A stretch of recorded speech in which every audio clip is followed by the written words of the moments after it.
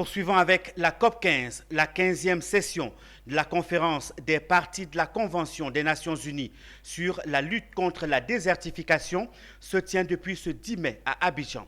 Dans ce cadre, l'Alliance Sahel s'allie à l'Institut mondial de la croissance verte, GDDI, et ont co-organisé ce 18 mai une session parallèle dédiée à la Grande Muraille verte et à une transition vers une économie à faible émission de gaz à effet de serre. Une session suivie par Diane Kablancan et Richard Akeke.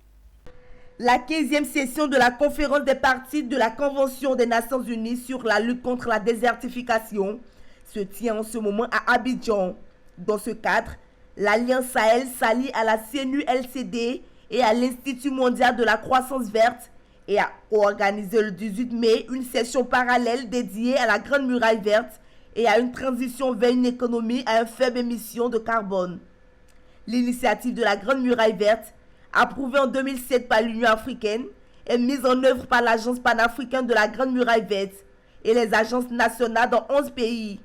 Ces sessions parallèles soutiennent la campagne de la Convention des Nations Unies sur la lutte contre la désertification, Carrying a World Wonder, qui vise à inspirer un mouvement populaire mondial mené par l'Afrique d'ici 2030.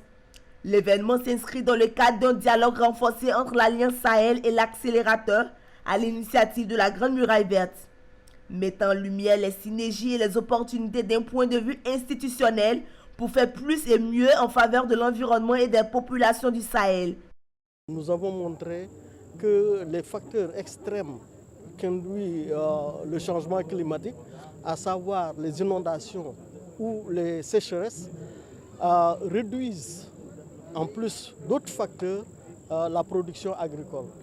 Alors nous avons axé donc notre intervention sur comment faire pour trouver, disons, une résilience à ces facteurs-là. Pour ce qui concerne par exemple les sécheresses, on a dans l'espace du CORAF créé des variétés qui sont des variétés à cycle court ou des variétés qui sont tolérantes à la sécheresse. Des projets qui sont financés et des projets par exemple dans les secteurs que couvre l'initiative de la Grande Muraille verte, Alliance Sahel, c'est à peu près 300 projets et 6 milliards d'euros.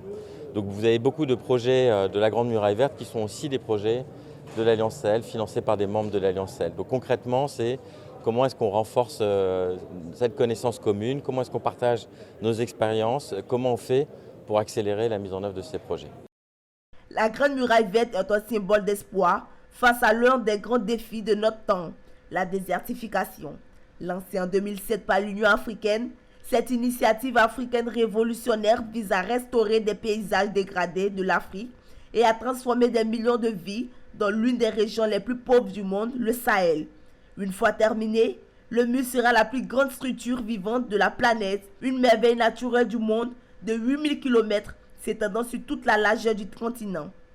La Grande Muraille verte est actuellement mise en œuvre dans plus de 20 pays d'Afrique et plus de 19 milliards de dollars ont été mobilisés et promis pour son soutien.